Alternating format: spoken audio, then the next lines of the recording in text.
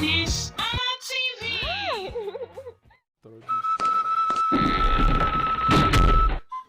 Ndewonu Igbo bụ Igbo ndị ọma, Igbo ndị njem ọnụ, nnọọ.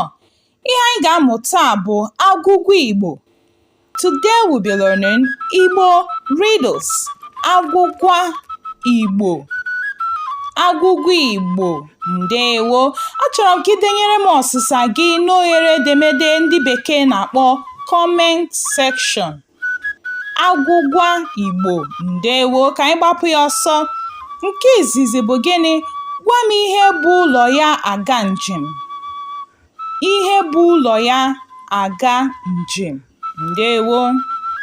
Nke abụọ, gwa m anụ akpụ n'ọnụ ma anaghị eri ya eri. Anụ akpụ n'ọnụ ma anaghị eri ya eri.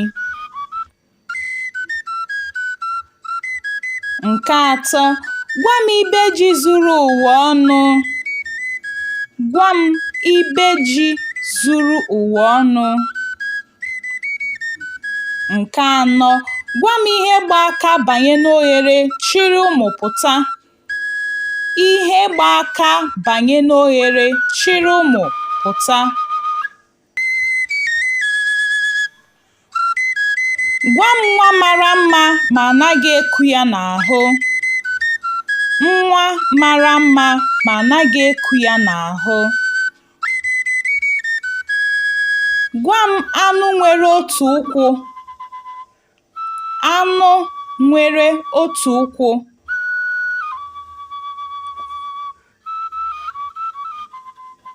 Gwa m ọgaranya ukwu aja.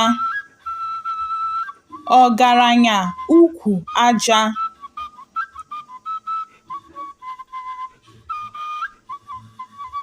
Gwa m mba na-aga njem kpudo ihu n'ala. Mba na-aga njem kpudo ihu n'ala. Ndewo. Nke iteghete, gwa m o nwere uru enweghị ọkpụkpụ. O nwere uru enweghị ọkpụkpụ. Ndewo. Nke iri, gwa m ihe nwere nku ma ọ naghị efe efe. Ihe nwere nku ma ọ naghị efe efe. Ndewo. Cheta denyere m ọsịsa gị n'oghere ndị bekee na-akpọ comment section. Ndewo. Ebe a ka anyị ga-akwụsị ka ọ dịkwanụ mgbe ọzọ.